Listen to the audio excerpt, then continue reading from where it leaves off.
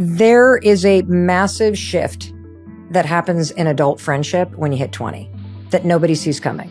The rules of friendship completely change when your 20s hit. And I'm going to explain the rules when you're little, and then we're going to talk about the rules of adult friendship. So when you're little, your entire life is organized around friendship and making it possible because you're with people your age all the time in class and sports. So true. You move in groups because you're on teams and you're in neighborhoods and you're always together. You also celebrate the same milestones. You're hitting the same birthdays. You're all talking about the next level of school or this thing this summer. You're watching the same movies because you're all the same age. And so there's so much synergy and relevance, and the conditions to spend a ton of time together are there. Then you get to university and you spend even more time together. And what happens when you hit your 20s, right, is that it moves from this big group sport where you just kind of expect to be around your friends all the time. You expect the group to get invited because that's what's always happened. You expect to see them all the time because you do always see them all the time. But then your 20s hit, the rules change, and what I call the great scattering happens. Everybody moves in different directions. And friendship goes from group sport to individual sport.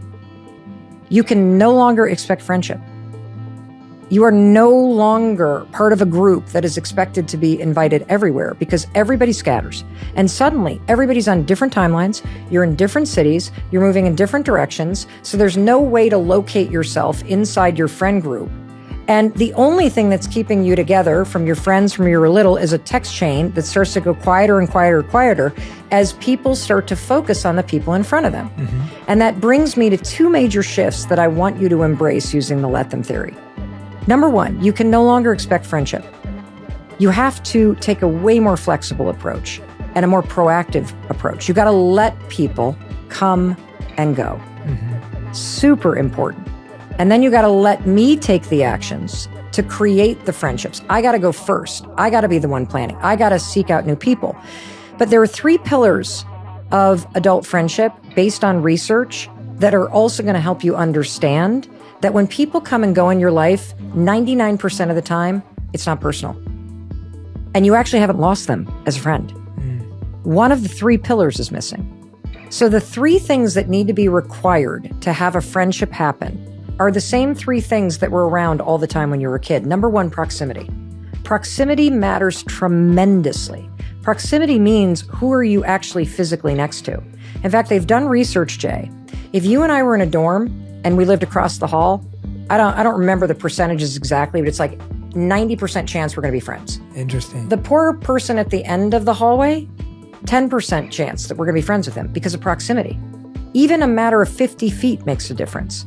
And so when you were little, you were in proximity to people your age all the time. All day. Exactly. The research also shows that to have, as an adult, a kind of casual friend, you need to spend approximately 70 hours with somebody. Mm-hmm. To have a close friend, 200 hours. Mm-hmm. So when you're an adult, that creates a big problem because who are you spending all your time with once you're 20? The American Times study shows that it's with people you work with. So why aren't we best friends with people at work? Because you have proximity and you're spending a lot of time together. But here's the thing, timing. When you were little, you were in the same timing of life with everybody. Yeah. When you hit your 20s and it's now individual, everybody's on different timelines. Some of your friends are getting married, some are going to graduate school, some are now pursuing jobs, other people are moving out of the city, into the city. Everybody's timing is now different. And this also explains why you're almost never best friends with people at work, because the timing is off. You're sitting next to people that are in very different times of their life. You may like them a lot and you may be friends, but you never spend time outside of work because they're at home with their family and you're going out with your buddies your age on the weekends. And then that brings me to the third thing that needs to be present for a friendship to truly click, and that's energy. And the thing about energy is it changes. And you can have fantastic energy with somebody. And then if you decide you're not drinking anymore, the energy's off. Yeah. If you decide to get really focused on fitness, the energy's off. If you have very different political beliefs, the energy's off. It's not personal. It's one of these three pillars. And it has helped me so profoundly, Jay, to realize that people come and go and it's a beautiful thing and you should let them.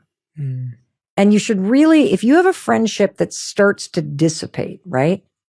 Ask yourself, before you blame them or you blame you, are any one of these three pillars missing? Are we not near each other anymore? Is the timing of our lives off? Is there just something about the energy that hasn't clicked? Because you can't force those things. But what I've found is that when you recognize that those are really important factors to your connection to someone else, that if a friendship starts to fade, for me, it's so easy to say, let them. And I don't wish anybody bad. I literally wish people well. Because the other thing that I've learned, and, being 56, I've had a lot of friends come and go in different phases of my life, that you would be startled by how many people from your past that you no longer, quote, consider friends because you haven't seen them in a very long time or things just got weird. If you actually called them, they'd pick up the phone. They would. If you texted them, the research shows that when you get a surprise text from somebody that you haven't heard from in a long time, the amount of joy that you feel. And so I want you to consider, if you're very lonely right now, that there's actually probably hundreds of people from your past that still consider you a friend.